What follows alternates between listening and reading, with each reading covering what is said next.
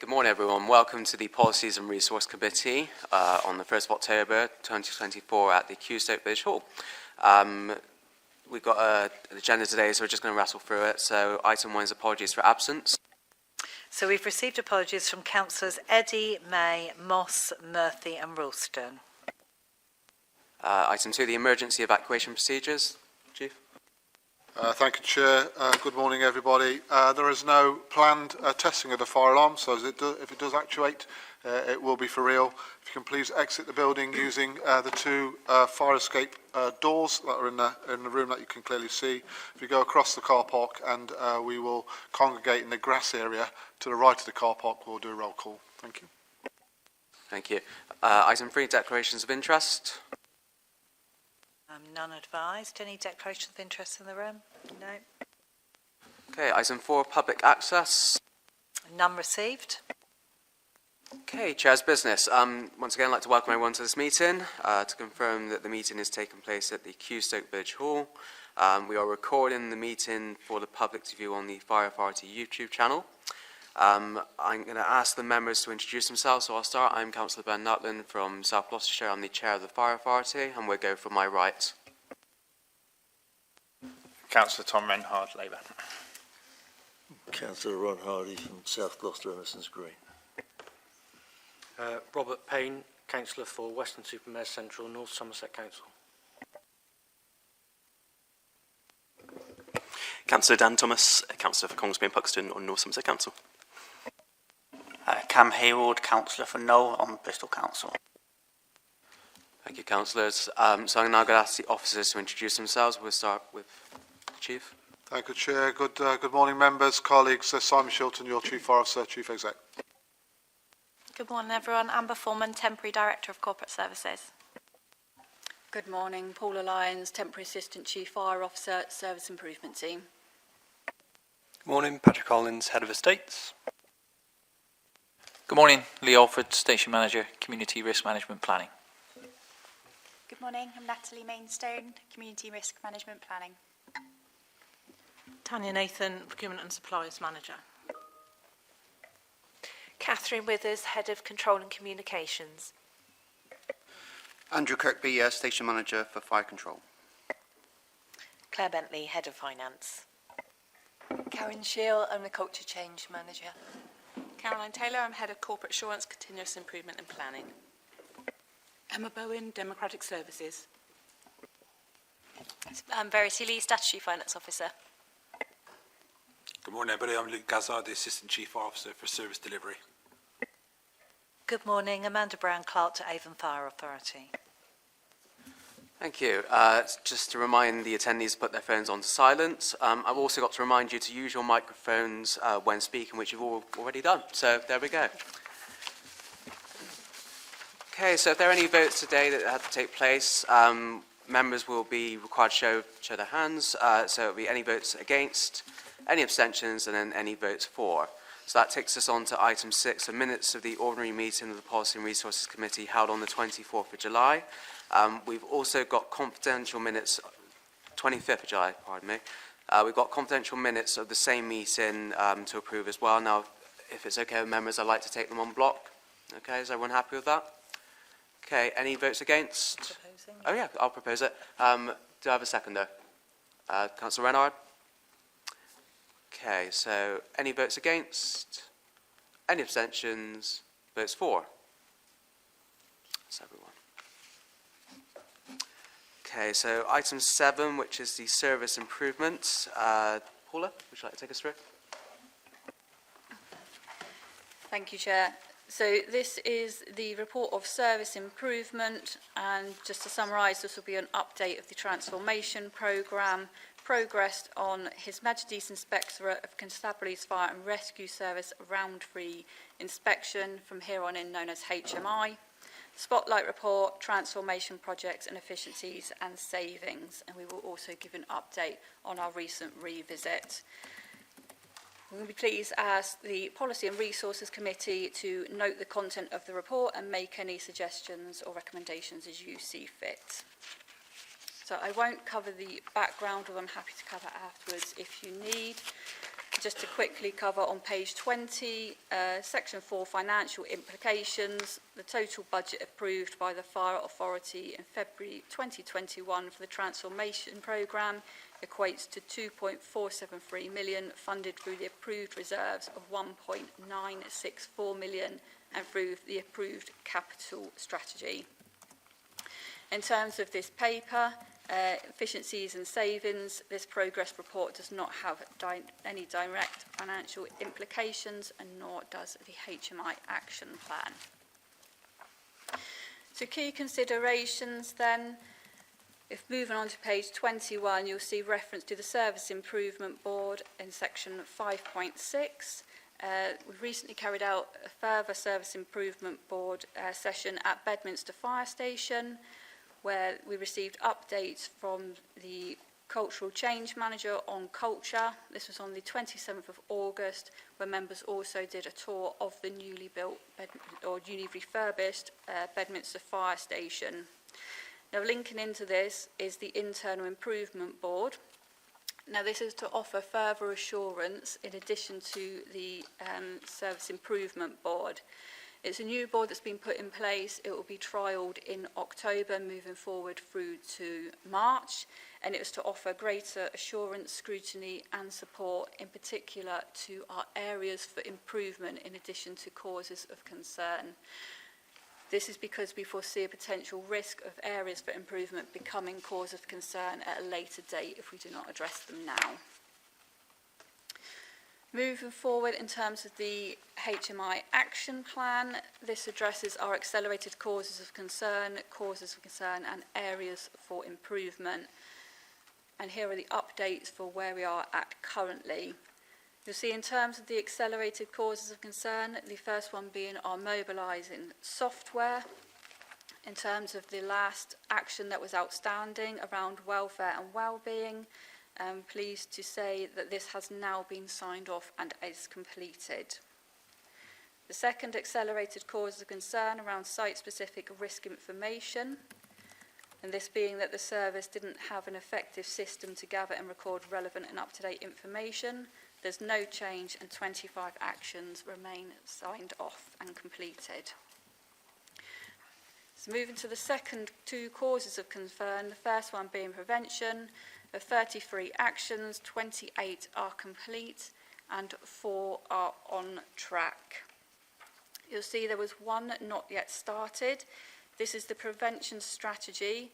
It is on track and it is still due to be completed by November 2024. The final cause of concern around culture, which was an area we needed to improve on, had 32 actions, with 10 being on track and 22 complete. You'll note that 3 were due to be completed as of yesterday, and these will be included in future reports. In terms of areas of improvement, we had 116 actions, with 13 not started and 6 off track. The one that is in the exceptions table on page 32, the 6 that are in the exceptions table on page 32 are generally around resource capacity and people. We have gone down in terms of numbers not started, so in July that was 17, moving to 13. A point of note between pages 25 and 26, for the records in section 5.19, this is a typo. You'll see that it notes 4 actions off track. To confirm, it is the 6 as detailed in the appendix and on page 25. To add further assurance and review, the Service Improvement Team will be going through all actions that have previously been closed. We appreciate we cannot go through everything retrospectively or put that through the Internal Improvement Board, but we will be meeting and doing a deeper dive on everything to close to add assurance and make sure nothing needs to be escalated further. We can therefore address it if we do foresee it becoming a cause of concern. Moving to the HMI Spotlight Report, page 26, section 5.20. So this was undertaken in March 2023 around values and culture of all 44 fire and rescue services. resulted in 18 actions, 17 are complete and 1 in amber. Again, details can be found on page 33. This was around fire standards of leading, developing and people. And I can update on the 24th of September, a session was held around leading and developing people in service, so we could start to collate our evidence and assure against this fire standard. And furthermore, on the 30th of September, Avon Fire and Rescue Service were pleased to announce we hosted the South West Regional Working Group on Fire Standards, which was a successful event, helping us to link up with other fire and rescue services and look at best practice moving forward. Just for an update for members, the fire standards team has now moved into the service improvement team for more collaborative working, linking in with HMI moving forwards. Page 27, HMI standards of behaviour. A gap analysis has been undertaken around the 15 recommendations. Much of the work is already in hand with existing work streams, and a further report will be presented at the next Fire Authority meeting on the 6th of November. Round 3 revisits. This was undertaken early September. Chief Fire Officer has been given a hot debrief already, and we do currently have a report which is embargoed. However, it is being sense checked for accuracy currently, and a more detailed update will follow.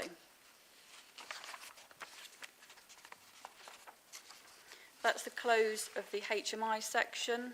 So just an update on the transformation programme. You will see of the 22 actions, there was 1 off track. This is to do with Firewatch and a mobile app. And what I can update on is, again, this has been reallocated to an additional responsible officer for greater oversight, and will now be connected in with some work streams within the efficiencies and savings team. On a positive note, you'll notice that at risk was still 2 actions as of September. Having checked the continuous improvement register last night, there are no longer any at risk, and these have all moved into on track. In terms of efficiency and savings, so now on page 29, there was 3 actions. These are all on track and progressing in a positive direction. An area of focus has been around firefighter post reductions and savings, but also maintaining current operational response. A workshop was presented to SLT to look at ways of working, and a further meeting will be undertaken with the Service Leadership Board in October. This is to consider the long-term plans and viability of next steps. There's further work going on with the Community Risk Management Plan in relation to page 30 and section 5.34. This is using something called CAD Corp, which is a way to look at trend analysis and our data, so we can use evidence-based analysis. An overview will be presented to the Service Leadership Board in September. And then finally, just looking at YATE, this is the proposed 12-month trial of flexible day crewing system.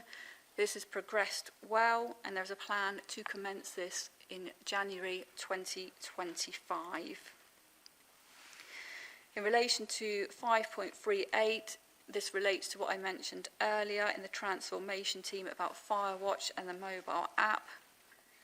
The group manager overseeing this will now oversee that action within the transformation project with a view to linking the 2 things. The action was off track. We're now holistically looking at how we can drive this forward and progress these actions, possibly looking at increasing the Firewatch functionality and relating the testing of this to the workings of YATE at the same time to combine the 2 things. I should have a review for you and an update by the next meeting when we've collaborated all the information. In terms of exceptions, page 31, the one of note in terms of now completed is the DBS checks for all employees has all been completed. You'll see in section 5.40, the review of the values, ethics and behaviour framework was off track. This has now been completed, and it's been decided that we will retain both the services values and the NFCC, or National Fire Chiefs Council, core code of ethics.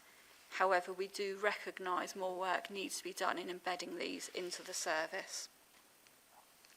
In terms of the final extension periods, referenced in 5.42, of the 6 mentioned, 4 will be completed by December 2024, and the final 2, which are due for February 2025, are embedding the grievance policy toolkit and embedding the discipline policy toolkit.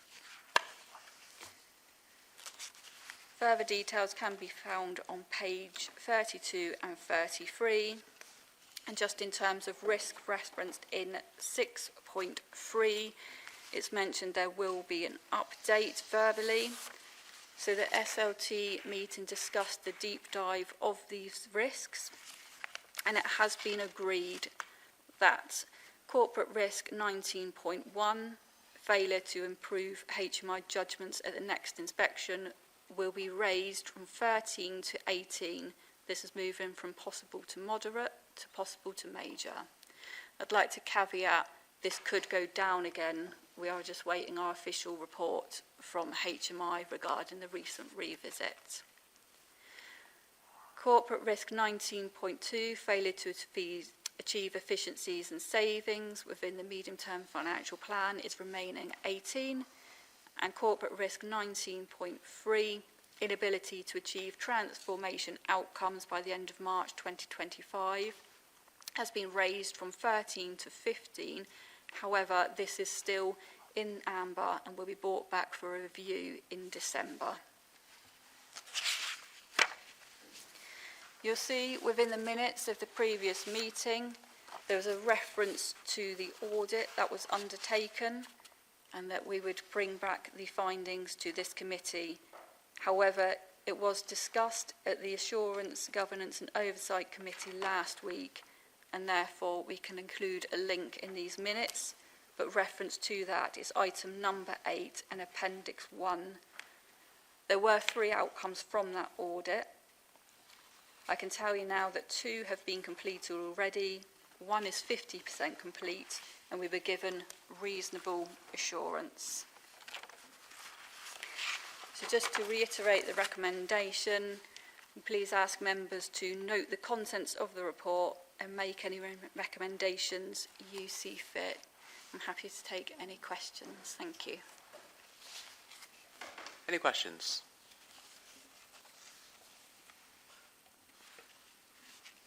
This could be one. All right, okay, I'll ask a question then. Paula, fantastic presentation. Obviously, you've stunned everyone in terms of, leaving them speechless. So just surrounding culture, I don't know if you can speak a little bit more to that, because obviously culture has been a massive issue up and down the country in terms of service, but also it's been identified with the HMI report. Can you just confirm in terms of any red or amber warnings that we have around culture? So this was the, so page 26, in terms of the spotlight report, which is around values and cultures, there's currently 1 amber, so of 18 actions, 17 are complete. This is to do with fire standards, which is leading and developing people. We recognise there's work to do within fire standards, and this is partly why we've brought it into the service improvement team. We recognise that we've maybe been evidence against it, and what we're trying to do is make that at the forefront of our work streams moving forward, so it's fully embedded across the service. The service improvement team, that's partly why they created the South West Regional Working Group, because what we do recognise is different services are doing things differently, and what we want to do is seek that best practice and how we bring that into the service. So linked in with that, the Service Improvement Team are working closely with Caroline, Head of Corporate Assurance, very long title, sorry, Corporate Assurance, Planning and Continuous Improvement. And this is really linking in with the service plan. So it's become a lot more collaborative. So we have the service plan, the fire standards, our HMI work and everything we're doing. And it becomes very much leading through the fire standards, but making sure that everything we do is related to it. I can update on that further. It's work in progress around how we're structuring our continuous improvement plan and service plan moving forward. But I'm happy to bring something to the next meeting around that. Yeah, no, I think it's really important to note that obviously we do get the feedback from HMI, and obviously we're acting on that feedback. We've been told the actions that we need to improve on, and actually we've only got one amber around culture when we've obviously, we're on track for 22 completed as well. So yeah, I just want to make sure that we're highlighting, not, we get quite a lot of negative stuff, but actually there's a lot of positives in this, and that story to tell is actually we're going on the right track on this. Any questions for Paula? No? Okay. Thank you, Paula. Yeah, so it's just noting that report. 8's the procurement pipeline snapshot as of 19th of September 2024. So the head of procurement, which is Tanya. Hi, good morning everybody. So this is a snapshot that I bring to the meeting every time. So you can see the procurements that are planned above £250,000 and anything where they've been approved, whether they're in progress or completed, etc.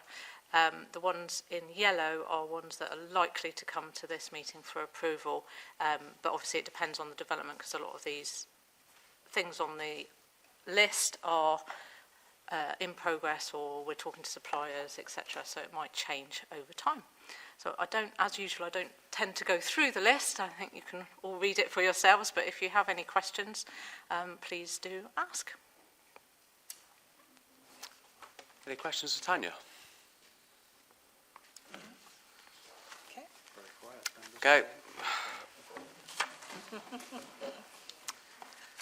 Okay, you've got a fight there, Tanya.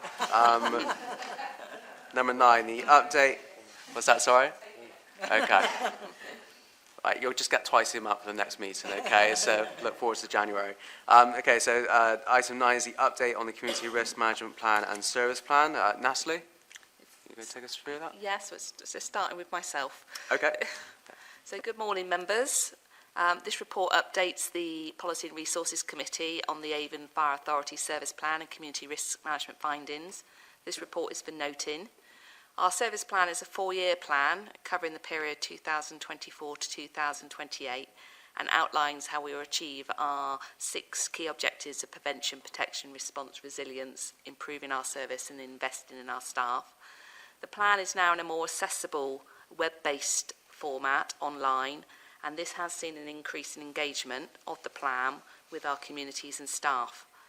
Our strategic objectives have been added to the Service Improvement Register, which sits currently within Paula's remit, to enhance the monitoring and progress against achieving the priorities in the plan, and an annual update on the progress made against our service plan for 2024-28 will be presented back to Avon Fire Authority in March 2025.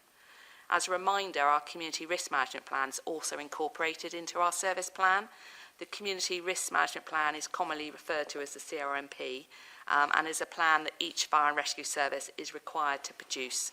There are a number of key elements that the CRMP must outline, one of which is outlining all the foreseeable fire and rescue related risks. So I'll now pass you over to Natalie Mainstone, supported by Lee, who will talk you through the emerging community risks, findings and key themes that they've identified to date. Good morning, members. Good morning, colleagues. It'll be me presenting. Natalie's going to chip in where required. So I'm going to talk to you briefly about our community risk findings we have currently. Our bit of an update on demographics. There have been no significant releases of demographic data since our last update, which were the results from the 2021 census. However, the Office for National Statistics estimates population in the UK is growing much more than predicted. And this is being driven by decreasing death rates and increasing net migration rather than baby booms, etc. and the population of Avon is now estimated at 1.19 million. In terms of vulnerability, the NFCC has documented there's a correlation between fire-related incidents and the severity of deprivation within our areas, and those areas of deprivation are within Bristol, Weston-super-Mare and Bath, and our highest risk is within the Bristol area. Bristol holds 40% of the services population and accounts for about 40%, 48% even, of our total incidents. Governmental reports have highlighted vulnerability in Bristol. The more affluent residents of Bristol live more than 10 years longer than the poorest, indicating health inequality. And a recent BCC and governmental review of Bristol City Council social housing has also found insufficient standards of electrical and fire safety and a lack of working fire and carbon monoxide alarms. Bristol also has a higher than average smoking rate. So the national average is 12.9%, and in Bristol we are averaging around 18.1%. Regarding our incident data, there has been a reduction in total attended incidents last year. As you can see from your table there, the percentage changes. There are an increase in our special service calls, which I'll talk about a bit more briefly. Fires accounted for 26% of incidents attended by ourselves, and alarms accounted for 38%, and special service calls are approximately 36%. According to the British Safety Council, lithium-ion battery-related fires have increased significantly in 2023 by 43%, and this also correlates with our own incident data for the same period, and we are seeing an increase in fires that have been caused by or complicated by the presence of lithium-ion batteries. A further 53 incidents have been recorded so far this year, up to the end of July 2024, so our total increase is 61.4%. Fires in tall buildings remain a continuing cause for concern, particularly buildings with external wall systems. Special service calls regarding road traffic collisions and electric vehicles remain the most common incident type. However, improving vehicle and road safety, few of these calls now require the extrication of casualties. The involvement of electric vehicles in RTCs is also an increasing concern for us, and as of July, there are nearly 1.2 million fully electric vehicles on UK roads and a further 680,000 plug-in hybrids. Electric vehicles pose significant challenges to firefighters and a greater potential risk of damage to our national infrastructure. The UK is also the third biggest global importer of electric vehicles, and the Port of Bristol has approximately 500 acres of new car storage. Special service calls, rescues and assisting other agencies now respond to more than non-fire related incidents than fires. These incidents are diverse and include RTCs, entrapments, flooding, hazardous materials, water and rope rescues, gaining access to persons in need, lift rescues, bariatric rescues and animal rescues. There's a trend in our data indicating an increase in these special service calls, particularly amongst bariatric rescues and assisting other agencies and mental health related calls. These types of call are often very resource intensive and time consuming and require our specialist equipment and coordination with other agencies.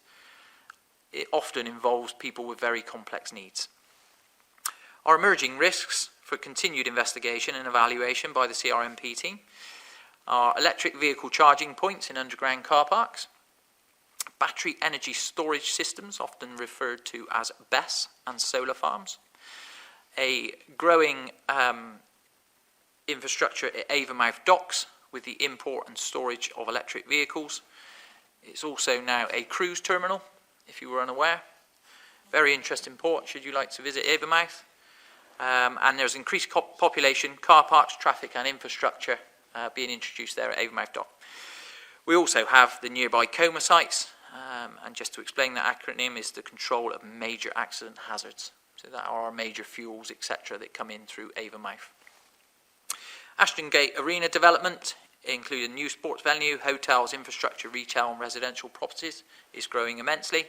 And the Bristol rail network, new train stations at Ashley Down and Filton, and the growing developments around the Brabazon estate. So we're looking into the risk and how we match our resources to risk in those areas. There is also a planned new nuclear power station at the Albury site, South Gloucestershire, where there's currently Albury Power Station, and that's looking to start works around the early 2030s. So it might seem some time away, but those dates tend to come rather quickly. Police in other service areas have made the decision to no longer respond to mental health crisis calls. Ambulance will only respond if there is an immediate risk to life, and Avon and Somerset Police have started to instigate a new initiative called Right Care, Right Person, which came out in June 24. And most of the time now, their calls that come in through Avon and Somerset Police are referred to a healthcare professional rather than the police and making their attendance. There are continuing effects of climate change, which has caused more extreme weather. Recently, no doubt, we had a full weekend of flooding in and around the South Gloucestershire area, which again takes up an inordinate amount of our resources. Key themes and our objectives. So horizon scanning and a planning workshop took place with Service Leadership Board in August 24 this year, and we've identified areas for our next service plan that we need to look into. Key areas for consideration will continue to include the recent inspection by the HMI and the Services Efficiency and Savings Programme. Efficiency and effectiveness are key themes for the service, and during the development of our service plan, expenditure in these areas such as premises, fleet, supplies and our employee costs are considered to ensure alignment with our medium-term financial plan. Strategic objectives aim to set a realistic and achievable vision for Avon Fire and Rescue Service, whilst ensuring we retain and improve our service to the public. And work is ongoing to ensure that we effectively match our resources to our risk. Our staff are our biggest resource, and we are committed to ensuring they're prepared and resilient to deliver our key priorities. We are committed to supporting future leaders through our recruitment, promotion and development opportunities, and to increase our diversity of our senior leaders. Outcomes from the government's White Paper, the reforming our fire and rescue services on themes including professionalism, boosting performance and strengthening governance will be considered upon the publication. The service also awaits and will respond to the government's updated Fire and Rescue National Framework, which was last updated in 2018. I believe that's it from me. Feel free to pose or ask any questions. Thank you. Any questions? Dan? Thank you, Chair. Lee, why do electric vehicles pose higher risk to national infrastructure than diesel or petrol vehicles? Currently, thank you for your question, Dan. Currently, there's a national programme going on whereby they're looking at how we control the fires created by electric vehicles. They start incredibly quickly and they're self-propagating, which means even when you add water to them, they're still able to continue. So it's very difficult to put them out. They, on average, to put a EV car fire out, they reckon it's about 400,000 litres of water. Just to put that into perspective, on average we carry 2,000 litres of water on a fire appliance. In the event that we get an EV fire on our major infrastructure, M4, M5, it's very difficult to manage those risks. So nationally there's a working group set up looking at how we control those risks. We've recently purchased some EV blankets. They don't extinguish the fire, but they enable us to cover the vehicle to enable transportation, to open up our infrastructure, because as you can imagine, a closure of the M5 or M4 is incredibly expensive, and we have pressures from other blue light agencies to open up the infrastructure. Is that a fair answer to your question? Yeah. Thanks, Dan. Councillor Payne? Yeah, thank you. A couple of points, if I may. I think it's really quite concerning to see the increase in the lithium-ion battery incidents that are taking place. So I'm just thinking that probably it might be worthwhile the service doing some sort of awareness campaign for the public about this to see if we can mitigate some of that. I mean, it does seem to be quite a really significant increase to me. Yeah, I guess that. Okay, yeah, thank you for your question. Great question. As per most of our risks, as we evaluate, whether they're with us now or foreseeable. We do lots of engagement with our communities through social media, through our corporate communications team, in order to ensure that we're doing as much as we can within the community to ensure their safety. What we're experiencing at the moment is when somebody, as an example, is to buy a new electric bike or electric scooter, it's not usually the issues with the manufacturer, it's then the issue, like we've had previously, whereby when your iPhone charger becomes extinct, you then, rather than go to Apple to buy a new iPhone charger, you go to Amazon, and it comes from somewhere else through Temu or something like that. So we tend to get the issues when it's retrospective charging. EVs in lithium-ion is at its most vulnerable state when it is in charging. And again, we do lots of work with our business fire safety department, our crews, through CRMP, how we identify our risk, looking at the data to where our issues are.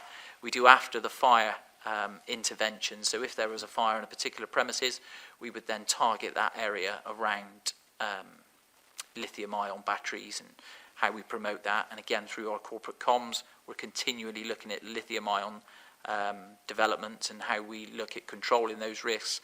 We feed in regularly to the national working group to ensure we're as ahead as we can be with controlling those risks, hence the reason for our recent purchase for EV blankets on all of our rescue pumps. So it is a developing risk. We are aware of it. We are doing as much as we can within the community to highlight those risks and to highlight the safety of how we ensure that we limit the incidents regarding lithium-ion, particularly in tall buildings, etc.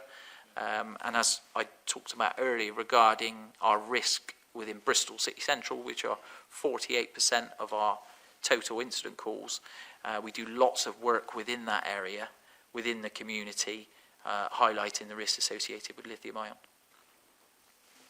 Thank you. Okay, thank you. The other thing I was going to ask about was under the emerging community risks, where it says electric vehicle charging points in underground car parks. I'm not really sure what the issue is with those, and are you suggesting that that's not really a good place to have EV charging points? So in answer to that, you've probably seen in the local press around fires in the Luton Airport car park. Yeah, if we recall to there, so currently within the Southgate Shopping Centre at Bath, there's a number of levels below ground that have EV charging points. It's been identified nationally that an electric vehicle is at its most vulnerable whilst it's on charge.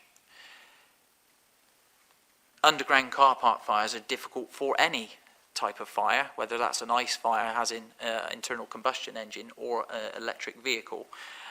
But we've seen at the planning stages that there's more regulation around EVs and the placement of EV chargers, and some of that work may need to be carried out retrospectively. If you can imagine an underground car park, an EV fire there, the intensity in which that fire burns and the speed in which that burns, because it burns much more quickly than a normal ICE engine once it's in thermal runaway.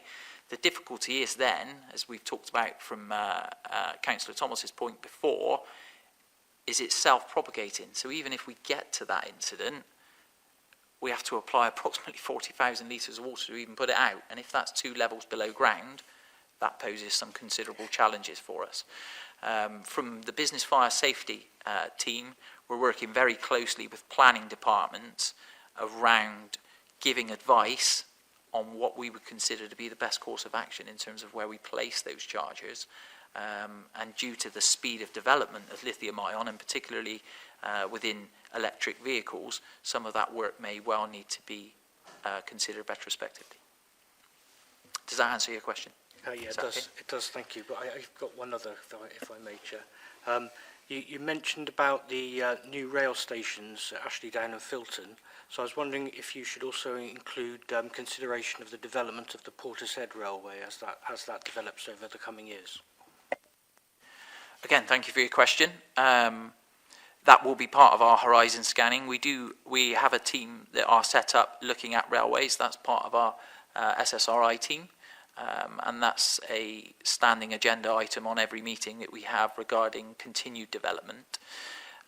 We're also working with our national statistics provider to look at where those risks are, what those developments look like. And even though our service plan goes to 2028, the CRMP team looks much further afield in 28 around the developments within our unitary areas.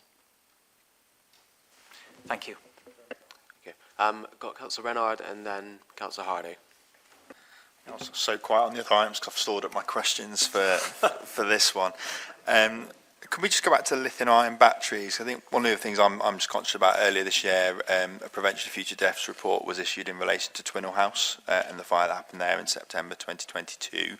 So what else do you feel you kind of need from, say, a national government to get these issues addressed? Part of that Prevention of Future Deaths report talked about there's no British or European standards controlling what lithium-ion bike batteries and chargers can be sold in the UK, for example. So do you have any thoughts on that in addition to what you've already shared?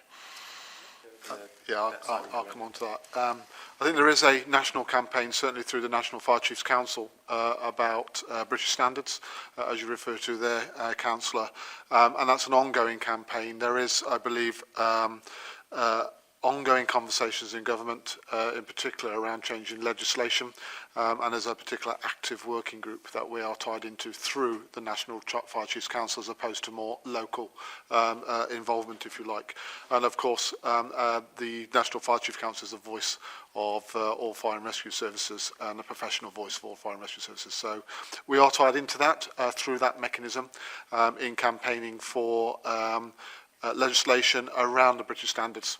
Particular that what we see is, as Lee referred to there, perhaps charges that are not purchased from the manufacturer, but from other sources that may not meet the particular manufacturer's specifications or parts that are used, if you like, which has been found to increase the risk of a fire occurring during charging. In terms of the number of fires we get for lithium-ion batteries, it is in correlation to the presence of lithium-ion batteries in communities now and how much they are used. So it's proportionate, and it's no surprise really that as lithium-ion batteries become more prevalent and used more and more in either vehicles or other transportation, bikes, scooters, etc., then inevitably that risk is going to increase, and we will see an increase in incidents with those particular vehicles. And different elements of your phones, your laptops, etc., from that perspective.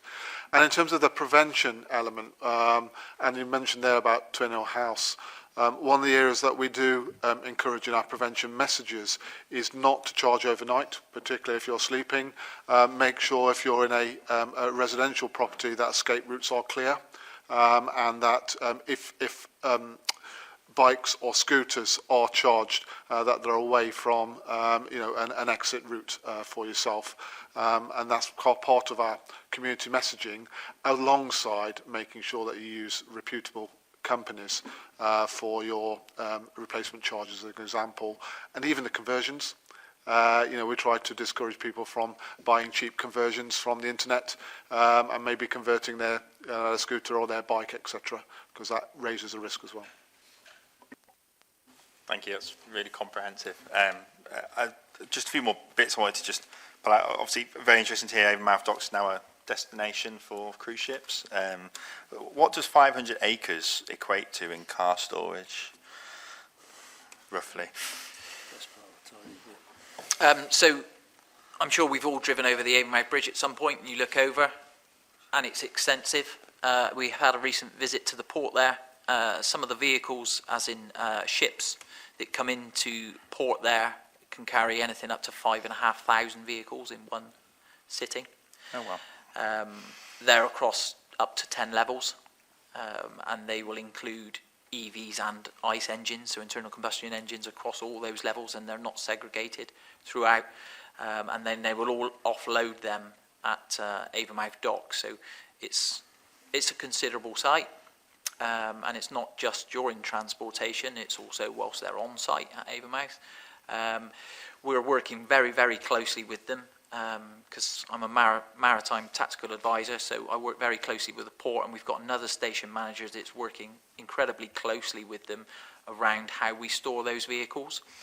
They have their own procedures, and as you're aware, the Bristol Port Authority is a private company, but they've taken on some of board national advice and the advice from ourselves around how they store them.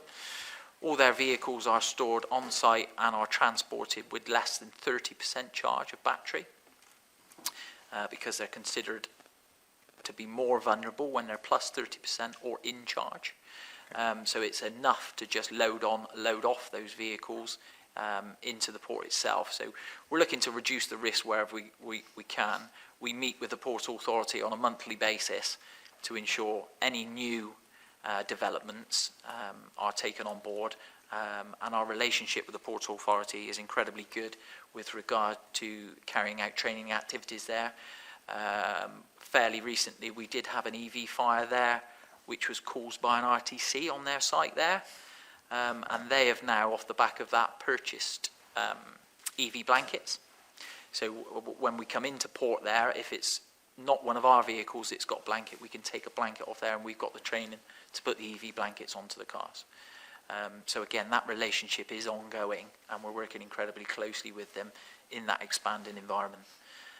In terms of the cruise ship side of things, it is usually a destination to start or finish.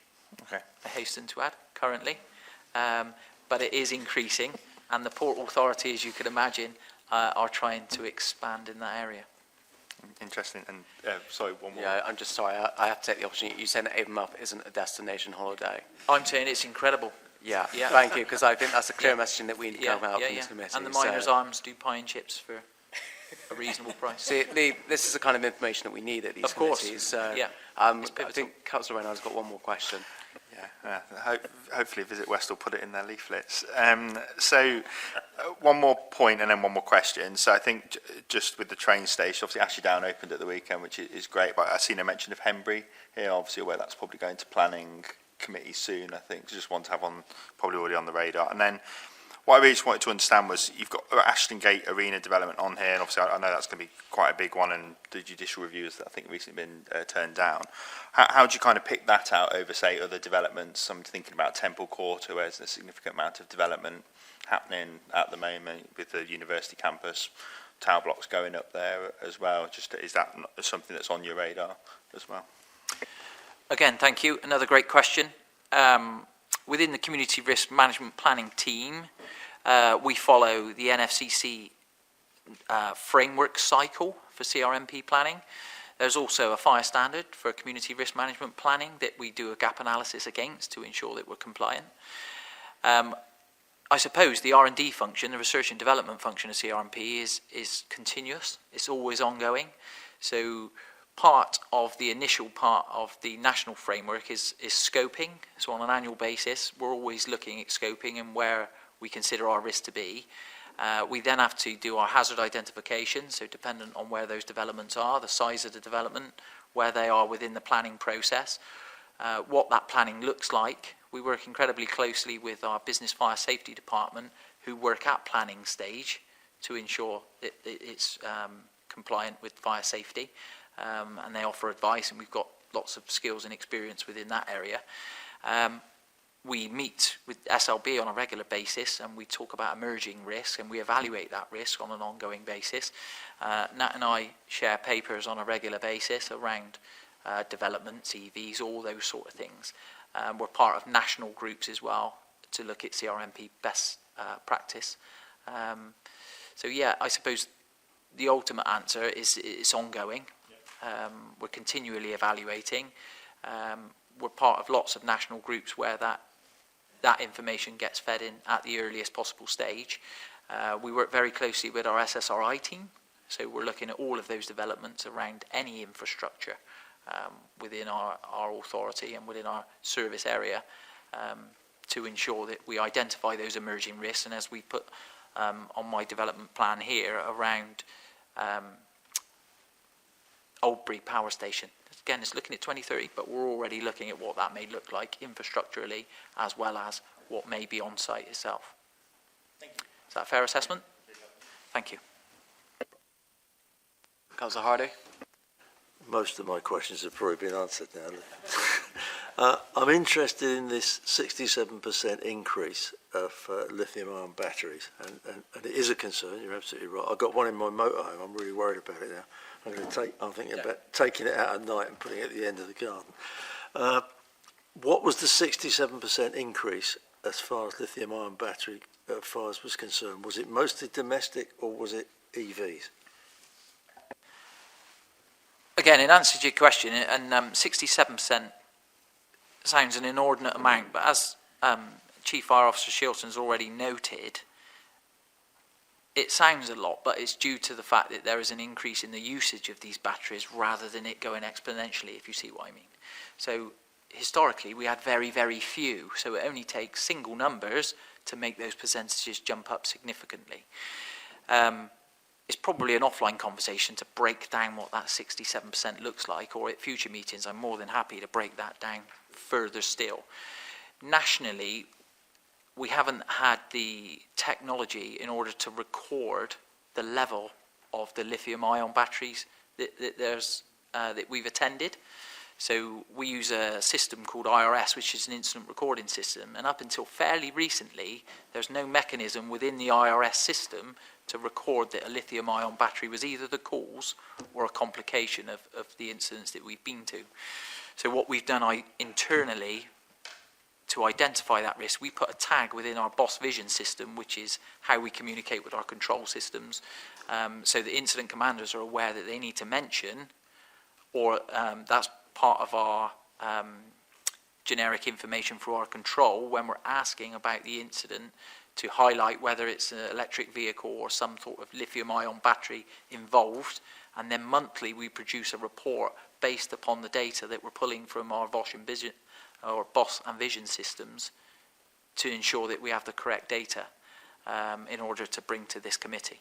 That's a national issue at the moment, and the next evolution of the incident recording system is around how we ensure that our data is more valid and we have mechanisms within that system to record them more effectively. Brilliant, thanks, Dean. And in conjunction with that, there's much movement going on to supersede lithium-ion batteries with new types of batteries, and I'm guessing that you will be keeping a close eye on the development of new batteries as well to understand what the issues may be. Just very briefly, Simon mentioned that there was government legislation coming in and all sorts of looking at government legislation. I wonder if some of this is not a bit too little too late, because this should have been really put in years before, and now we're putting government legislation in about chargers and about batteries, and the market's flooded with them, flooded with cheap batteries from elsewhere, and chargers that are quite often overcharging. And that's the real issue. They should be charged at 2 amps and they're charging at 10 amps. So. Yeah, thanks for that. I think your point is valid there. From a fire and rescue perspective, I think even when some of those standards come in, the accessibility nowadays of the internet still enables people to buy stuff retrospectively. So we have to plan for that. In terms of the development of lithium-ion, sometimes it's moving faster then people are able to control those risks. Hence the reason, with our service plan, we look much further than this 2028 plan anyway when we're looking at those horizon scanning to ensure we're as ahead of the game as we possibly can be. Okay, thank you. Okay. All quiet. Sorry. Has everyone finished questioning? Yeah. Dan, you didn't have another question? No. Okay, super. Okay, Lee, I think you've done a double shift there, so thank you. It's an excellent report, and obviously it's, if you ever do need to go away and actually find something out, you can always just email the members to clarify. Don't keep everything in your head, okay? All right, but no, great work. Okay, that's just a note. Item 10, which is the 24-25 Revenue Budget Monitoring Report as of the 31st of July 2024. Verity? Thank you. Yeah, so this is paper 10, page 43 of your bundle. So this is the first time that we've brought to this committee the reporting against the 24-25 revenue budget. So we're looking at the first 4 months of the financial year, so it's the 4 months to July 2024. And what we've done is then use those first 4 months to kind of reforecast for the full year to see how we think that will look. This report is just for noting. There are 2 appendices to this report. Appendix 1 on page 47 of your bundles is a summary of the revenue budget. And Appendix 2 on page 49 gives you a more detailed breakdown of those top line budget headings. If I move on to page 49 in Appendix 2, just to draw your attention right to the bottom of the page. So we are currently forecasting an overspend of £5,000 against the revenue budget this year. We do forecast to balance the budget, and that's pretty close at the moment, but obviously things will move as the year goes through, and it's still relatively early on in the year to kind of know exactly how we're going to end up. To briefly talk you through some of the key movements that we have seen so far year to date, I'll move on to section 5 of the paper, which starts on page 44. So the first item is income, and actually we haven't forecast any movement in income compared to the budget at this point, but what you will note is that the year-to-date income that we've seen isn't 4/12 of the budget, because not everything is received evenly throughout the year. So just kind of draw your attention to that, and that doesn't necessarily, the fact that we've received more than 4/12 at this point doesn't necessarily mean that we're expecting to receive more income for the full year. Moving on to employee costs, which is where the significant bulk of our spend is. Paragraph 5.2 just highlights the key assumptions on pay awards. So the Grey Book pay award has been agreed and was effective from July 2024. So that's been reflected within the actuals for July and then going forwards for the rest of the year. The Green Book pay award is still to be agreed. So it remains in our forecast at the budgeted level of 4%. If that comes in over, obviously we'll adjust our forecast as that happens in the future. Looking at the key movements on the lines within the employee costs. The first one is whole-time firefighter costs. So we're at the moment looking at an underspend of just over £200,000. The way that we forecast whole-time firefighter costs is to look at the cost of all positions being filled. And as we've seen for the first 4 months of the year, we have had some vacancies. We expect the savings we have on vacancies to be offset partially by any overtime that we might need to incur to fill those gaps. But what has happened is that hasn't, that we've obviously net had a saving in that area. The way we forecast going forwards is to continue for the remaining 8 months of the year to assume that we're fully established. So that 228 is just banking kind of the underspent that we've seen year to date. Moving on to control staff, we have seen an overspend in this area of just under £100,000. We have got 2 vacancies in this area, and these are being filled by significant amounts of overtime. So that forecasted overspend, to be prudent, has been forecasted for the full year. But what we have noted in that paragraph is that filling those vacancies will probably bring that overspend down as the year progresses. The final element of staff costs that I wanted to just pick up on was corporate staff. So we're forecasting a slight overspend on corporate staff, but actually the reason for that is around some of the staff that we've got costs coming in the corporate element of the budget actually are supporting some of the HMIC FRS work, and what we need to do is reallocate those costs against the HMIC line that we see later on down in the budget summary. So if we look at the bottom section of Appendix 2 on page 49, we've got a section called Other Costs, and within there we've got a HMIC FRS related costs line, and as part of the budget setting process we specifically put aside a pot of money to help us deliver against the HMIC action plan. What we haven't done is specifically allocated the staff cost down against that pot at this point in time, so we're seeing an overspend in the corporate staff costs, but we haven't seen any costs being incurred year to date against that budget, if that makes sense. The only other thing just to note as well is paragraph 5.9, which just talks about the year to date. So what we've brought into this report, which we didn't do previously, was that year to date column in Appendix 2.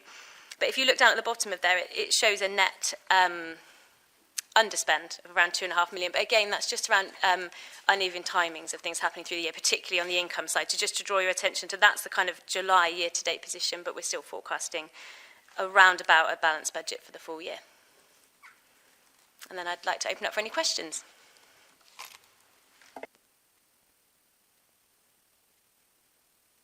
There has to be one question.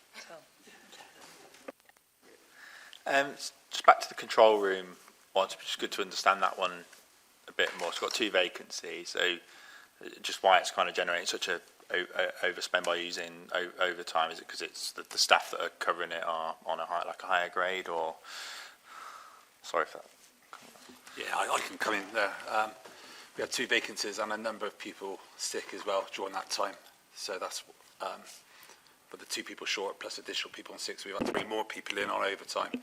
What I can say is we've recruited the 2 people when they started their new training school, and that's myself and the chief are meeting them tomorrow. Any other questions? No? Thank you very much. Oh, Cam. So with the vacancies in for the firefighters, are they, what actions need to get those vacancies filled? And is there any risk to the public or to crews by being understaffed? Yeah, so our establishment is set at a level, so on a day-to-day basis we manage our resources and we bring people in to backfill, if you like, so there's no additional risk to the members of the public at all. And we have something called a transfer and promotions board within service that looks at when we move people around, how we move people around, and when we plan for our next training and recruit schools. So we've tentatively got one booked in for July next year, but a final decision will be made at the next transfer and promotions board later on this autumn. We've also got a current shortfall in our establishment at the moment, and we've got a shortage of crew managers, so we've had an external transfer process running, and we're just in the process of identifying a number of crew managers coming from external fire and rescue services to bring us back up to full establishment. It's not unusual to see our establishment from a whole-time perspective fluctuate throughout the year. Of course, it takes some time to train a member of the public as an operational firefighter and their training period. So we manage the fluctuations accordingly, and we do parts of contingencies as Luke's identified there from that perspective. Our average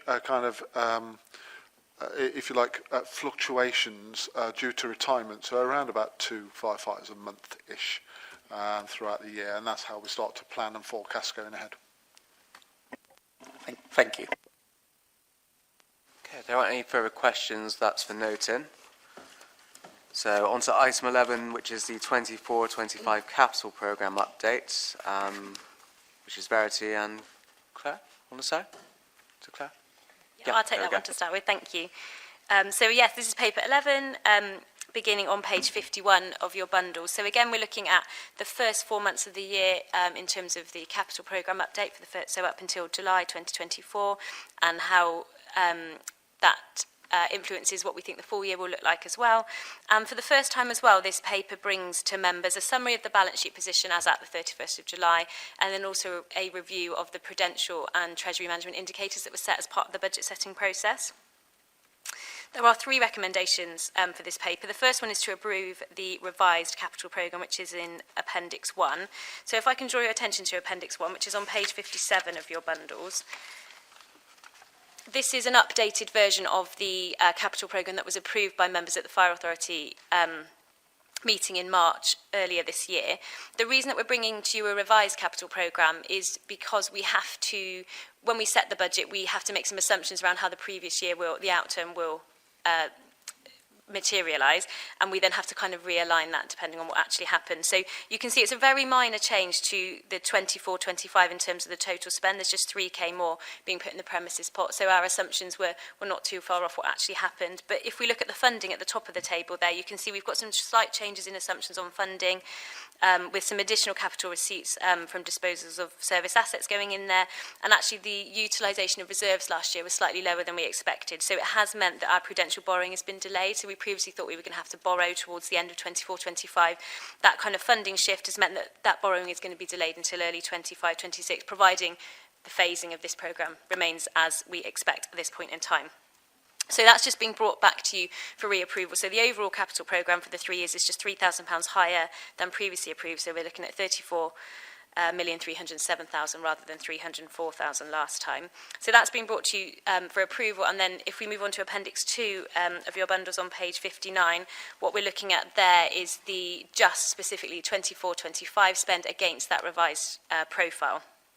So we're looking at the actual expenditure for the first 4 months of the year, we can see we've spent just under 1.7 million so far year to date, up to the end of July. The majority of that has been in two areas of the service. So premises is a big one. It's just over £900,000 there, and around 700,000 of that is finishing off the work at the Bedminster station. And within fleet, there's £650,000 of fleet, which was on the major rescue tender, something that was approved previously, and that's being purchased currently. So at the moment, we are forecasting the capital programme to have no variances compared to budget.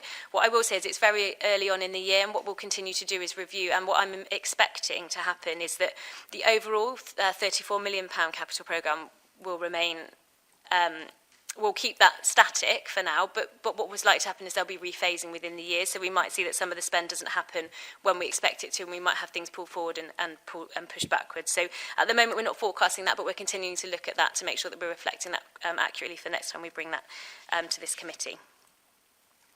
Moving on through the paper, so I'll move on to the kind of new sections that we're bringing to you today. So they start on page 53 of the paper, so the balance sheet reporting. Something that SIPFA recommends is that we have a level of balance sheet scrutiny. So we've started to bring balance sheet reporting into our SLT meetings, and we're bringing that to this committee as well. So Appendix 3 is just a summary of the balance sheet. It's not the full balance sheet, it's an extract. It only includes the kind of more significant and material elements of the balance sheet, or elements that are deemed more risky. And really the reason I'm bringing it to you today is because it assists with our review of the Treasury management indicators, which is also something that SIPFA recommends. So on Appendix 3, which is on page 61 of your bundles, you can see we've just picked out some of the key items. So, for example, property, plant and equipment is one of our biggest items on the balance sheet. That's why that's there. We see movements on that regularly, and that ties into our capital programme. The balance that hasn't moved at this point, but will move in future and is kind of the key one and the key reason that we need to keep monitoring this is the long-term borrowing. So at the moment, we've got £7 million of borrowing, which is some existing Public Works Loan Board loans. As I've said, the revised capital programme suggests that we're not going to need to borrow until 25-26, but when we do, that's when those numbers will start to change, and that's why I think it's important that we start bringing that to the committee now, and we can start monitoring that in future. So that's a summary of the balance sheet. And moving on then to the Treasury Management Indicators Review. So we set Treasury Management and Prudential Indicators as part of the budget setting process, and it's a way of the service assessing and ensuring that their capital borrowing and their investment plans are affordable, sustainable and prudent.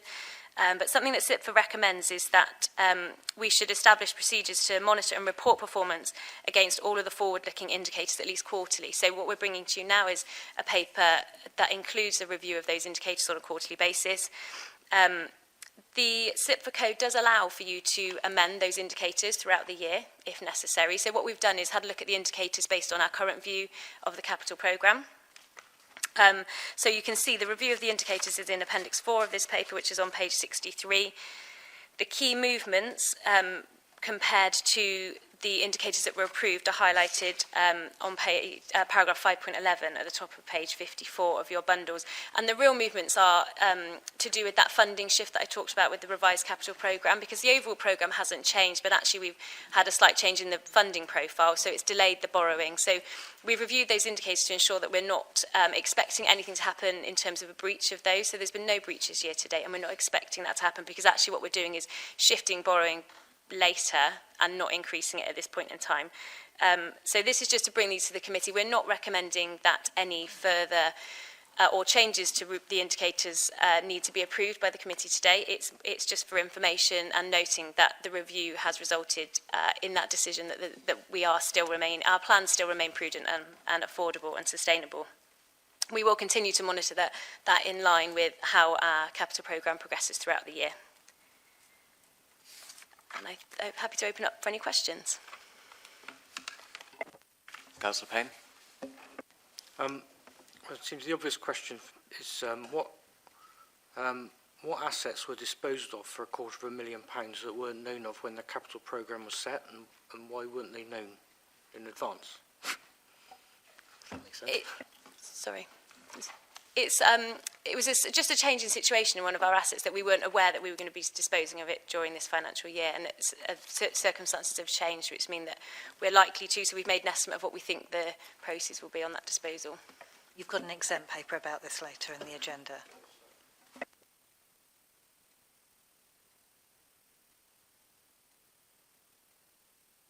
Any other questions? No? Okay. So the recommendations on that are to... Page 51. Page 51. Okay, so A is to approve the revised capital programme attached to Appendix 1, with adjustments made for the final brought forward balances from 23-24 and amended funding options previously shared with the Fire Authority. B, to note the 24-25 current position shown in Appendix 2 and to review any key issues within the updates provided. C, to note the summary balance sheet presented in Appendix 3 and the update on the prudential and treasury management indicators, figures presented in Appendix 4. Any votes against? Are you going to propose? I'll propose it. Sorry, I keep missing that today. Okay, so I'll propose Councillor Thomas for second. Any votes against? Any abstentions? Votes for? That's passed. Thank you. Thank you, Verity. Okay, so item 12 is the review of priority programme on cultural change. Karen is going to... Thank you, Chair. So I apologise in advance for the length of my paper, but I recognise that none of the elected members here today received an update from me when I gave my last update, which was around summer last year. And as the Chair mentioned earlier, there's a really important topic for us in terms of culture, but an amazing amount of work that has been done. So I'm going to try and pick out my 10 highlights for you, but I'm sure you may have some questions at the end of my presentation. So on 5.3 of my report, we mentioned about the Professional Standards Board, which has been established. That was set up in June of this year. It includes both representatives from across the service, so senior leaders and also members of the Human Resources team, our Equalities team, our legal representative, and also really importantly external investigators and external organisations such as SARI, which is Stand Against Racism and Inequality, and Bristol Women's Voice, which provide that added layer of scrutiny around some of our investigations and our discipline cases and outcomes, really looking at lessons learned, because rather than looking at an individual case, it's around, is that happening anywhere else within the service, and how can we take preventative action to stop that happening again, the things around communications, training, etc. So it's fairly early days in the establishment of the board, but what I would intend to do, if it's okay with you, is to bring a paper later on to this committee to give you more of an update once it's been running for a few months. As mentioned earlier in Assistant Chief Lyon's report, the disclosure and barring checks have been fully completed now. It did take us slightly longer than we'd anticipated to complete all 870 checks. There were a few technical issues involved around some of the IT infrastructure, more around the DBS system, not our own internal systems. But I'm pleased to report that now all 870 staff have had their DBS check completed. It's also embedded as part of our business as usual into our recruitment process, and that assures both the service, but also most importantly the Fire Authority and our communities, that all of our staff are upholding the high standards that people would expect, both of our fire officers and also of our corporate staff and control room staff. In 5.8 of paragraph 5.8 of my report, I mentioned about the Chief Fire Officer's informal coffee morning briefings about engaging with staff across the service. They have been run now for several months and been really well attended with cross-section of staff from across the service. People can either post questions in advance through our corporate communications team or ask the Chief a question on the spot, and it gives a really good opportunity to get feedback from staff and to provide responses on what we're doing around culture. And really this is said about culture being much wider than just about behaviours and conduct. It's around how it feels to work for Avon Fire and Rescue Service. So I think the topics have been very far-reaching. And one of the pieces of feedback that we had was it was all very well doing coffee morning briefings, but for some of our staff they weren't accessible because they were work on call, so they may be in their primary employment during the daytime and not able to attend, or obviously sometimes people that work in the night shifts. So for last night, the Chief did his first, we were calling it the nightcap session. We may rebadge it, but the first one happened last night, and that went really well. That was well attended with three of our on-call stations. So the Chief may be able to provide a more detailed update later if you want him to go into more detail. The next highlight for me is around 510 and 511 of the report. As I mentioned earlier, we've got service level agreements in place with both SARI, Stand Against Racism and Inequality. That service level agreement has been in place since 2001, and we're currently reviewing the service level agreement. They do a huge amount of work for us, both within the community in terms of working with our community programme, looking at risk, looking at people that are more vulnerable to risk of fire, and working with those communities to try and educate them, but also training for our staff. They've done training for our service leadership board, for elected members, and for staff at all levels in the organisation. And a fairly new service level agreement is with Bristol Women's Voice, recognising that maybe we didn't have that external scrutiny around how we treat women in the service, but also within our communities. And again, that's early days within that service level agreement, but I'm working really closely with the director of that organisation to share good practice and also to identify how we can do things differently in terms of training and communications with our female staff. So leading on to training in 5.13 of the report, I talk about the equalities team and the HR team delivering training to our supervisory managers. So we've had 63 of our managers who've been trained so far, and another 80 managers who've been programmed to receive their training from November onwards. And it's really important, I think, for the training to look at the lessons that we've learned from previously, when maybe people felt it was more of a lecture style training, educating people on the Equality Act and the legislation, which is of course a really important component. But it's around, well, what does that actually mean for managers in the service? How can we give them the confidence and the reassurance to recognise if inappropriate behaviour is going on, how it might feel for people that are different within the service, for some of our underrepresented staff, and to give them some of the tools that they need to really lead with confidence in their workplace. So we've looked at things like the National Fire Chiefs Council Code of Ethics and also our service values, and tried to bring them to life and make them more meaningful. So it's given things like scenarios, topical ethical dilemmas, etc., and working in small groups to provoke quite a lot of conversation around what would they do in those situations, how would they lead, what would they do if something happened within their team. And it's also about making us more visible as a team, because we're very small teams in HR inequalities, so we try to get out to the workforce as often as we can, but we haven't always done that as much as we would have liked. So this is a really good opportunity for us to get our faces known and really connect with those managers, so that if they are dealing with issues on station or in any of our workplaces where they feel that they maybe don't have the confidence to deal with it, they know who we are and they're more likely to reach out and seek advice at the really early stage, and hopefully that intervention will prevent some of the more formal cases and some of the issues that we've had previously. So that training has been really well received. What we're also doing is, normally in the whole traditional training, we do some feedback at the end of the day, and normally most people have got half an eye on the clock and want to go home. So what we're doing 6 months later is we're doing some follow-up feedback to say, did the training and the interventions that they had make a difference for them within the workplace? So it's a so what test, I guess. Did it help them to have the confidence to deal with things? And if not, were there any gaps in that training? And obviously we're using all of that information to constantly review and improve the training as we move forward.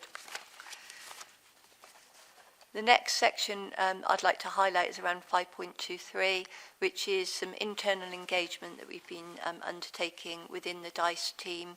So we've gone out and done some really informal station visits, and we've called them culture chats.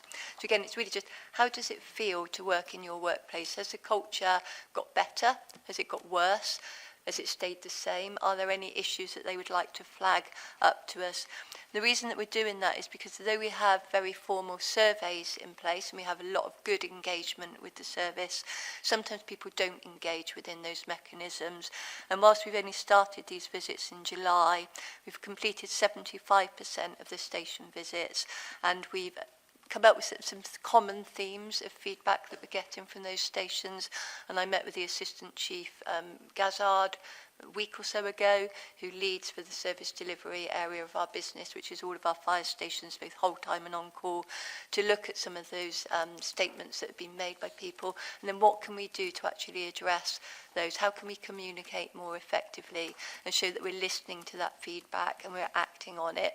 And even if we can't change what we're doing, that we're explaining the rationale sometimes for why we've taken the approach that we've taken. So I think it's been really encouraging.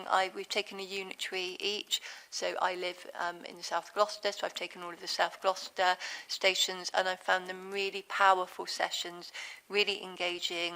Everybody has been really open in giving their feedback, and I think it gives us that added layer of feedback from our staff, which is really, really important that we listen and act upon their feedback. And I think they've really appreciated us going out, and that's in addition to the visits that are already undertaken by the Service Leadership Board.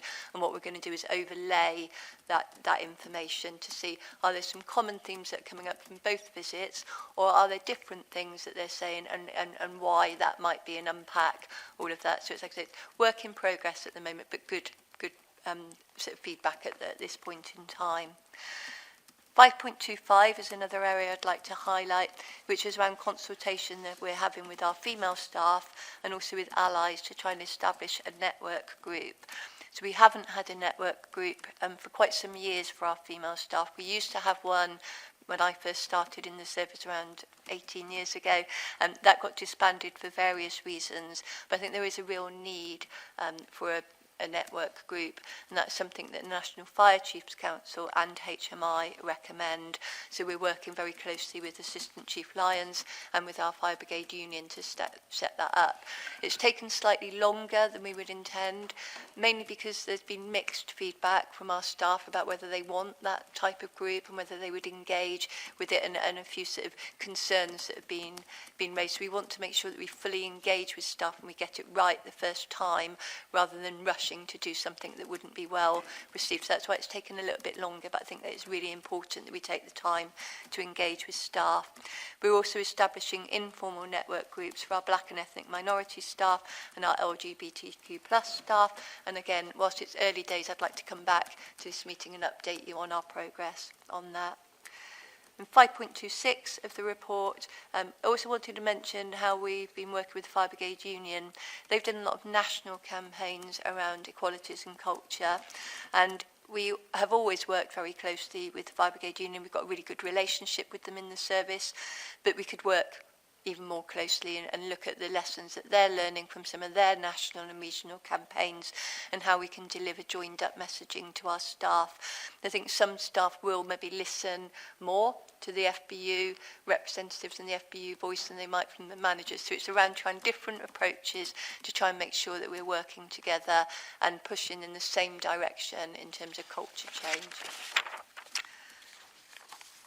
Finally, looking at external engagement in 5.27, we're working quite a lot of community groups. So I just wanted to particularly highlight some of the work that we've done recently with Gypsy and Roma Traveller community. That's a community that we hadn't engaged with very much before. We'd reached out to them, but they hadn't wanted so much to engage with us. But what is really, really positive is we've had a really successful event earlier on in the summer, and we've established some really good contacts with that group. And also we're working in collaboration with some of the councils as well. So that has been really positively received, and we will be continuing to forge those relationships and work with them in the future. And also for the Chinese community, so similar, not a community that we'd really actively engage with as much as we would have liked.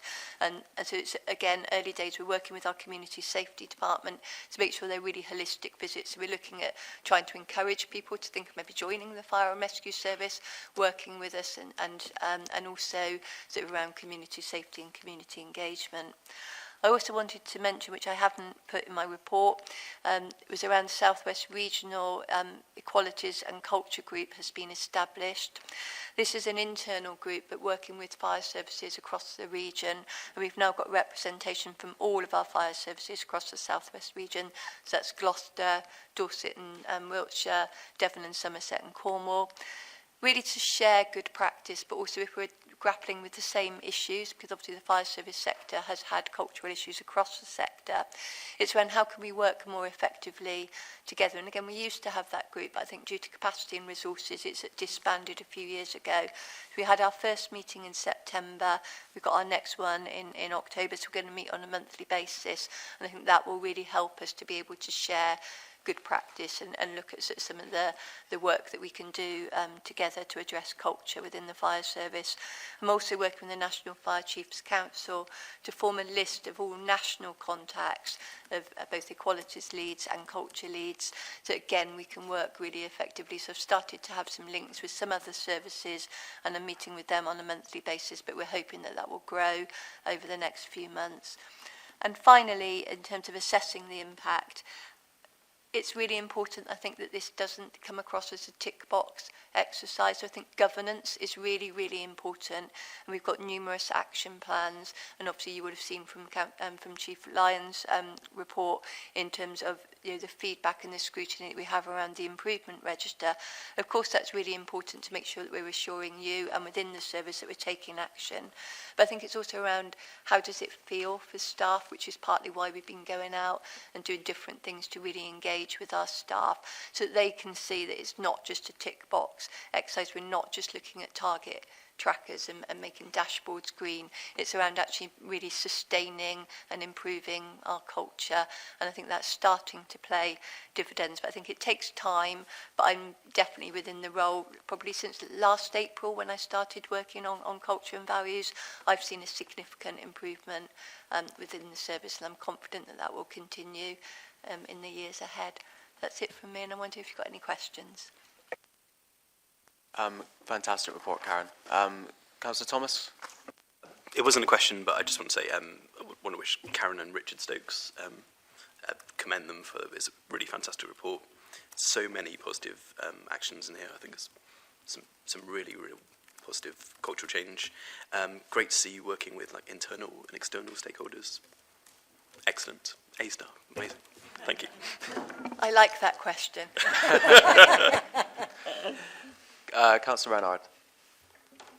Thank you, this report. One thing I just wanted to pick out was 5.12, where you talk about employee wellbeing, and you talk about sort of the resource and the investment. I just wonder if you can unpack that a bit, because it's a mental health has been a focus of mine for many years, so something of interest. So we've always invested in health and wellbeing, but it's mainly sat within our human resources team, who are often sort of pulled in lots of different directions. So sometimes if we're doing recruitment, we focus in that area, maybe not as much involvement in health and wellbeing. So we invested, so the Service Leadership Board, probably a couple of years ago now, supported an extra 2 posts. We've got some internal health and wellbeing advisors, and they're actively going around all of the stations to engage so they are able to deal with mental health issues. Lots of people contact them. It's completely confidential, so people are reaching out to those people. They're also highlighting our external counselling service, which all of our staff can have free counselling, 6 sessions, and they can extend that through the human resources team if need be. We're also working very, very closely with the firefighter charity. So again, the charity has always been in existence, but sometimes staff just forget about it. So it's around really actively working with the firefighter charity and explaining what benefits they have. They've got some really great mental health awareness campaigns which they run, both online, virtually, publications that they issue, but also events that they hold in Harkham House, which is down in Devon, for people to go away and sort of have sort of therapeutic interventions if they are suffering with their mental health. We've also got a new occupational health contract, which is say new, it's probably been in place for a couple of years now, but really looking again at health awareness campaigns and mental health. And we've done mental health first aider training, which I think, I haven't got the figures, but I think last time it's about 150 of our staff have been trained to be mental health first aiders. The feedback that we have is wholly positive around that, and it helps people both not just personally, but also to support their colleagues, but also for our operational crews. They found that training really valuable, that when they've gone out, as Lee was mentioning earlier, lots of our fire calls now are to people that have mental health issues and difficulties, and I think having that underpinning training has given staff more confidence to help and support the community as well. Does that help answer your question? Any other questions? Okay, I got some comments and a question. Once again, fantastic reports, and obviously highlighting the role that not only that SARI are playing, but Bristol's Women's Voice in terms of, yes, we do have service level agreements with them, but also they are a critical friend, and when they are critical, they are critical. And I think it's important that we're not seen to be marking our own homework on this. Culture does play a significant role in not just, the current mood nationally in terms of what people are looking at, but it plays a valuable role in terms of how people feel when they come to work. And I think that the message that can come out from not only the authority, this committee, but the authority in general, and also, from the SLB is that we want Avon to be the best place it possibly can be for everyone that works in it. So it's extremely valuable in terms of the work you're doing. I think it's important to be seen that it's not just a tick box exercise, and we've got a fantastic team with Karen and Richard, but also the governance level arrangements in terms of the scrutiny from the fire authority on this to make sure that actually, in the nicest possible way, you're doing your jobs properly, which you obviously are. So it's extremely important and well done. Now the question, I know that in talking with Chief Fire Officer Shilson that there has been, would you say, some reluctance in terms of doing the touch surveys, in terms of getting some further engagement. And how do you see that we can get some further engagement on those so that we get as much feedback as we possibly can from our officers? So that's one of the questions that we've been asking when we've been going out and doing our visits. And I guess sometimes you can see it as a positive that a lot of staff say they don't engage with the survey because they haven't got anything negative to say. And I think they sometimes feel that you only fill in a survey if you've got a point to make. So I think sometimes that whilst I see it as a negative, and I've talked quite a lot with our corporate comms colleagues to say, what else can we do to generate more interest? And I think we had about 21% response rate from the last survey, and only 8 of our on-call staff responded. But actually when you go out and talk to them and ask them the reasons why, sometimes they say, well, actually I've only got positive things to say. So sometimes maybe it's changing the narrative and saying, actually we still want to hear from you because it's great if you've got positive things to say. So I think it's around communicating. Last time I think it was open for 6 weeks. We did a huge amount of communication. I think I'm not a survey expert, but I think it's supposed to be quite a good return. I think often they say about 10% is a normal return that you would get on a survey. So us getting 21% is seen as quite good. But I think it's really about us saying our survey is the only way to go. So I think the touchpoint survey is a lot better because it's shorter. It's very easy for staff to engage with. And we also opened up this time for them to do it in a team. So if they did want to do it rather than doing it individually, they could do it in a team. They had the opportunity to do that. Personally, sometimes I think you may not get the voices of everybody, and it might be then you get the strongest voice in that team completing the survey. And if somebody has a different view, you may not capture that. So my preference is to try and get more people to engage. But I think if they say they don't want to engage in the survey, we've got to go out and talk to them. We've got to go out and engage with them directly, and also the work that the Chief Fire Officers do, and I think is really commendable. But it's then gathering that information and saying, what are we going to do about that feedback and how do we act upon it? So I guess it's work in progress still around the survey. Great, thanks, Karen. So that item was just for noting. So that takes us on to item 13, which is the annual environment report. So Patrick. Thank you, Chair. I'm here today to present item 13, which is the annual environmental report for the service. This is our annual report, so update on what was previously discussed last year. Similarly, I'm going to try and pick out sort of the key highlights from the report rather than sort of reading line by line. So the report covers the period of 23-24. Within that period of time, our carbon emissions reduction reached 54% against the baseline, which was set in 2019-2020. That's against our target, which was 40% reduction. So we are 14% ahead of target currently. The emissions are divided predominantly between fleet and estates, with fleet accounting for 77% of our emissions and the estate representing the final 23% of those emissions. Within the 23-24 year, we produced 28% of our energy across the estate by our own means, solar panels. And we've also switched our energy provider with the help of Bristol City Council, to make sure that our electricity and gas supplies are now 100% renewable.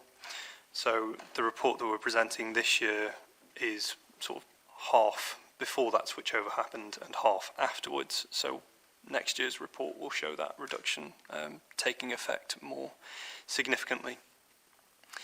Within the fleet, we continue with the electrification, and our fleet is now 20% electric vehicles. That's predominantly our service support vehicles, so our vans, and a small number of our fleet cars as well, and that continues into this year. We did also commence a trial, we commenced research into and have this year commenced a trial into an alternative fuel which could see a significant impact on the fleet's emissions next year, depending on how that trial progresses. So it's important to note that at the moment there's quite a significant gap clearly between our fleet's reduction in emissions and our estate's reduction in emissions. The main reason behind that is simply the technologies that are available within the estates world and the built environment. The technology has been around for a longer period of time, it's becoming more efficient, and we're reaping the benefits of all of the research and development that's gone in previous decades.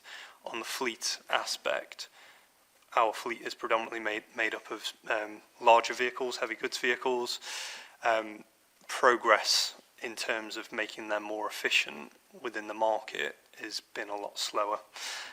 So we are beholden realistically to the market catching up and providing a solution for us. There are some fire services who are currently exploring electric fire engines. Those are still very much in the research and development process. They are very expensive programs that they're running to research and develop them. And I think it is wise for our service that we remain watching and taking a watching brief on those, but rather than taking an active participant in sort of investing into that research currently. We'll wait for the results of those trials before we make a decision. Outside of our carbon reduction, we've continued making progress on the wider scope of environment. Fluorinated fire foams have continued to be reduced across the service, and we are currently this year in the process of removing our last stockpile of fluorine-containing fire foams, which will see the service completely clear of those foams by the end of this year. However, investigations are ongoing into our sites where we have used fluorinated fire foams for training. We're aware of a number of services that are now having sort of further investigations done by the Environmental Agency to understand the impact that fluorinated fire foams is having on the local ecology, particularly within the watercourses. There is one airport so far that's having action taken against it due to the amount of fluorinated fire foams that were used on that site. We are aiming to remain ahead of the curve on that by continuing our investigations and making sure that we identify any of the high-risk sites and that we understand what remediation might be required. Currently, we're ahead of that curve, and we aim to keep ahead of that curve by continuing those investigations. Our environmental management system has also now been in place for over a year and continues to be implemented. That includes our environmental audits of all of our stations, which are audited on a cyclical basis. Those are continuing, and typically what we're finding on those audits are sort of minor infractions around making sure that the right recycling is in the right bin. Really, realistically, we're looking at quite minor items against the spectrum that we actually audit against. We've also continued initiatives around reducing the amount of printing that's done by the service in our Ditch the Print campaign. And we've continued on with our support for ecology across our service sites, including initiatives such as No Mow May, and continuing to ensure that we are checking and monitoring our water discharge. There's quite a bit of work done in previous years around making sure that our discharge across the sites in terms of where we're washing contaminated equipment from fire scenes goes to the right drainage, and we're not contaminating the local environment. So we have one more major project to do this year And we do have 3 sites where we continue to not be able to wash down our appliances at those sites, and we have to go to a different site to wash those down, predominantly driven by the availability of the appropriate sewer provision within the local infrastructure, not driven by sort of a reluctance on our part. It's physically, can we get access to the right drainage? And the answer for those sites, unfortunately, at the moment is no. The wider service is also implemented and is continuing to improve upon the impact assessment process, and the environmental aspect of those impact assessments has been boosted by those efforts.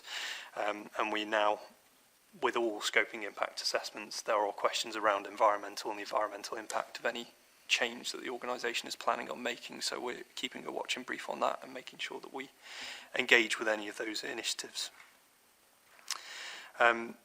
Just to, sorry, one point that I missed that I will go back to. On the estate side of things, there was quite a significant reduction in the carbon produced last year versus this year. So last year, so in the 2022-2023 year, our energy accounted for 518 tonnes of carbon emissions for that year.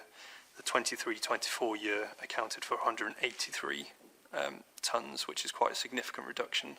That was both based on the fact that we switched providers for our energy to 100% renewable, but also Temple Fire Station is now heated on the district heating system within Bristol City Council, and our Nova Way solar system came online, and the Nova Way solar system is one of our most substantial solar installations across the whole service, so that's made a huge change in terms of the amount of energy that we're producing.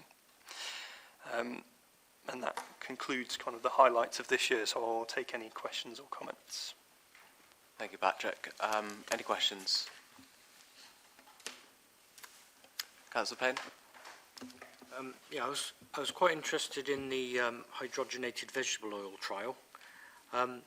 It says that it's being trialled in the support fleet. Can you just clarify what vehicles that includes? Yep. So at the moment, the trial has been with some of our 4x4 vehicles.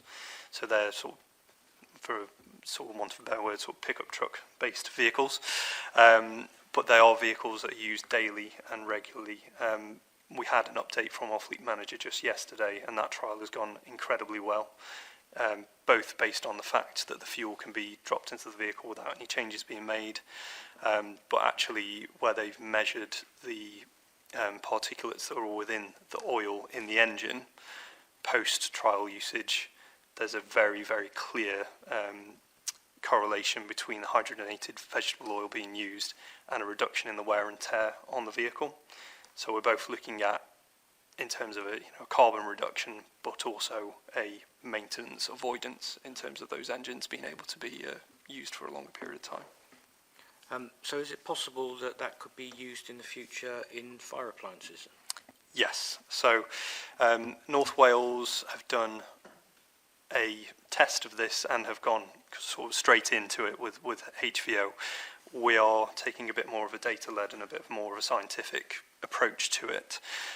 We have been in contact with the manufacturers for our appliances, and the vast majority of our vehicles are compatible with HVO without having to make any adaptations to the vehicle. So we wouldn't have to actually make any physical changes to those vehicles, but also if in the instance we weren't able to get hold of HVO, or we're at an incident and we suddenly need to resupply, the fuels can also be mixed. So we, if times got difficult and we really had to in an emergency situation, we're not reliant on a single fuel source for those. There's just a small number of vehicles within our fleet which are actually more of our national assets, so they're driven by national procurements. So our USAR in particular, the prime movers that are used within the USAR capability, that manufacturers come back to say that they don't currently support HVO. Hopefully that will change with time. There's quite a few fleets that are looking at doing this now, not just in the fire service. So, yeah. Thank you. The use of that fuel is compatible with our Euro 6 engines, so that's why there's a slight difference in some of the fleet. And as we replace the fleet and the engines become compatible with Euro 6, then that's where we can use that alternative fuel. And where we will do the fleet manager, as Patrick said there, gave us an update yesterday. could reduce the emissions by about 93% by using that type of fuel on each of those vehicles. But of course it is about the fuel plant, so we'd have to also consider where those located the fuel plant. The trial may well start at our Nova Way where our workshops are, hence why we've tried to trial the ancillary vehicles more than the frontline fireplace at this moment. Councillor Hardy. Yeah, just a quick one. A really good presentation, by the way, and it's great to see some of the work that you're doing within the fire service to actually reduce the environmental impact. I see that we're using solar panels, and are those only used during the day, or are there batteries to support them as well? So currently, most of our installations are without battery. However, the Nova Way installation does now have battery. And it is something that we will look to roll out where we're carrying out capital work, so where we've got the Bath and Western refurbishments and rebuilds coming up, we would look to, as we discussed in the last PLC committee, we would look to include solar storage within those installations. Great, thank you, Patrick. So that was for noting. So we're on to item 14, which is the local pension board, and that's Amanda. Thank you, Chair. Yes, I'm presenting this report to you in the absence of the lead director for the local pension board. So ACFO Richard Welsh is the lead director, but he's on leave. So that's why I'm presenting this report to you. So it's at page 83 of your bundle. It's a very short report because the main body is in fact the appendix 1, which is at page 85.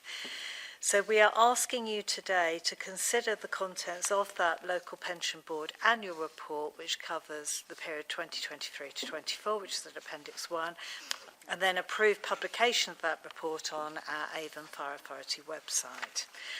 I'll skip over the background and just go straight to the key considerations. So the local pension board meeting took place on the 13th of September this year. And you will see that the forward of the report is done by the chair of that meeting, Andy Cunningham, the independent chair.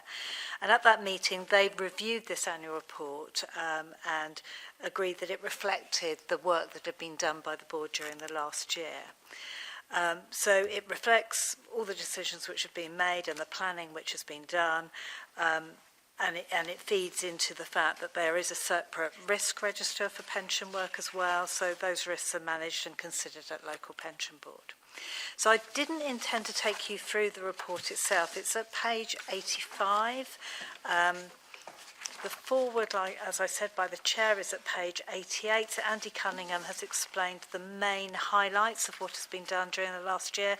For example, the remedy legislation has been passed to deal with the MacLeod and Sargent cases, which involved a lot of work remedying the immediate detriment for those people who are affected by that, and that's ongoing work.